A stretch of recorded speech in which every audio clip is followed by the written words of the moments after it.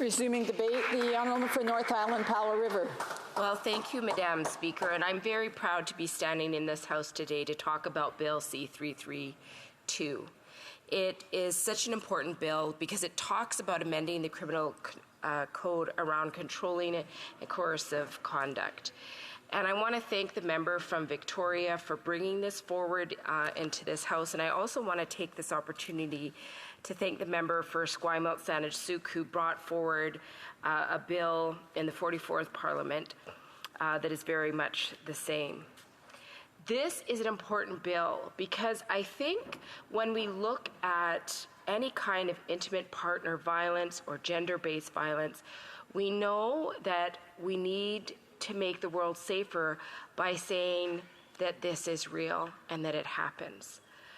One of the most concerning issues of our time, especially during the pandemic, was an increase in domestic violence. It rose in Canada by 50%. So when people were in their homes trying to stay safe, all too often they became far less safe.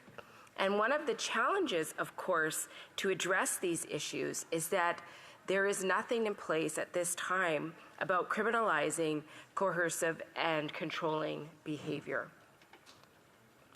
And this matters. It matters a lot because so often it happens in little ways. These kind of behaviors where you're having a relationship or you have a connection with someone, and we see little things that are done all the time that minimize a person's reality, that talks about controlling them so that they can't have the freedom that they should have.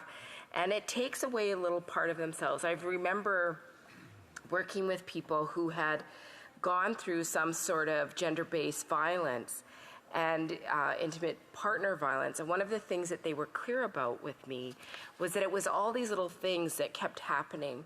And in the beginning, it just seemed like you just give up a little piece of yourself and it would bring peace into the relationship and everything would be okay.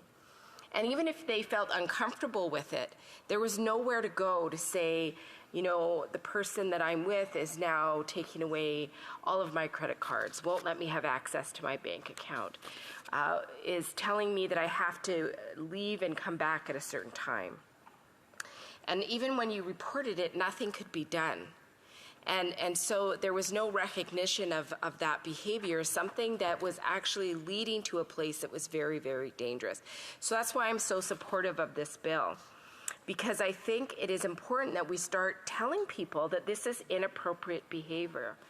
Madam Speaker, before my role as a politician, I remember in my job as the executive director of the Immigrant Welcome Center of North Island, working with a lot of newcomer women who had come to Canada in different venues, sponsored by a spouse, had come over as a caregiver, and how shocking it was how often that was taken advantage. I remember one woman in particular who came into our office quite agitated and angry with Canadians, and when we sat her down to talk about it, Madam Speaker, she told us the story of meeting a Canadian man in her home country, how they fell in love, and she married him and then was sponsored and came back to Canada to live with him.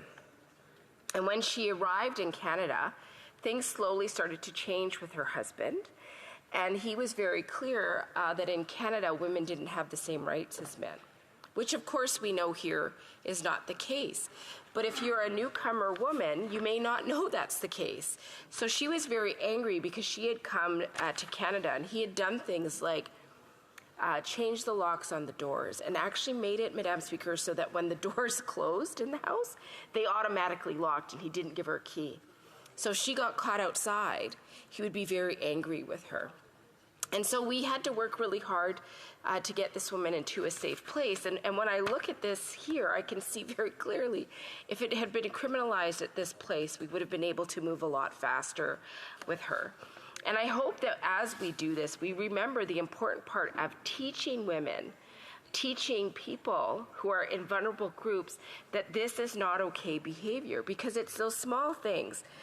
And what it does, and I've talked to so many people who have survived this behavior, what it does is it teaches them not to trust themselves because their reality is rejected by the person that they have this relationship with.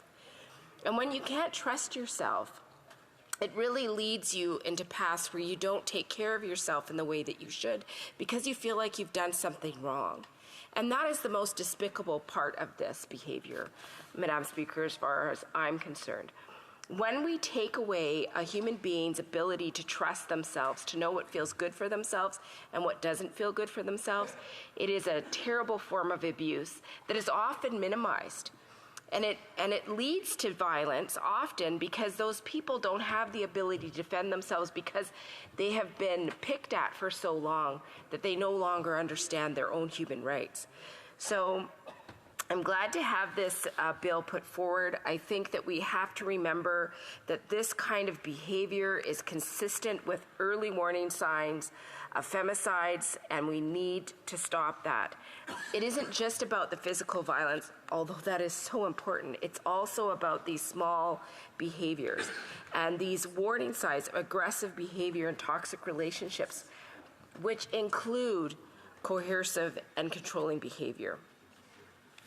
Madam Speaker, I do want to take a moment in my riding. There's many spaces to help people flee violence, and I want to acknowledge all of them. They do incredible work, but one that has always stayed close to my heart is the work that's done in Powell River around the transition home. And the reason why is because it has a beautiful history of Anne Elmore Haig Brown, who was a woman who worked very hard in that area of Powell River to make sure that women were protected, largely women. So even though she didn't have an official safe house, she created one in her own home. She made sure that women and children fleeing abusive relationships were protected. She kept them often in her own home or in the cottages around her home. She was very quiet and discreet, and she never shared anyone's reality, but she kept them safe. And I think that kind of work is so important. She started a pathway towards Powell River being able to move forward to have their own transition home and move on to the other services that are provided by the Anne Elmore Transition Society in Powell River. But I think when we look at the history of domestic abuse, at intimate violence, intimate partner violence, we can see this path that has always been there of women and children fleeing violence, of not being able to come forward to talk about inappropriate behavior that is controlling. And because there was nothing there, the gaps just get wider. And I think the other thing that's important in that is it creates less trust with people who provide the supports, police, RCMP, for example. If you can't come in and get the help that you need right away, it means that you don't have trust in those systems, which makes it harder to ask for help later. So adding this is really going to allow police and RCMP to be able to take action much sooner than they are able to today. And I know that a big part of this also should include making sure that they get the training to understand what this behavior looks like and how to call it into reality. I think that the other thing that I did want to mention in this is this bill also includes a provision that allows victims of coercive and controlling behavior to be recognized by the legislation even after the relationship has ended. This is really important because so many people go through this experience and they're able to get away for one reason or another. And when they look back at it, they can see the pattern that started so much sooner. So this is important that it's there because it allows people to really call on that. And what we have to do in our society is make sure that people are held to account for the actions that they take. And so this is important because it means that people are not silenced, that when they're ready to come forward and speak, that this will be there for them. So, Madam Speaker, I want to thank everybody that works so hard to keep people safe, and I think it's about time that we take that step forward to make sure that we're even safer and that legislation is there to take action sooner. Thank you.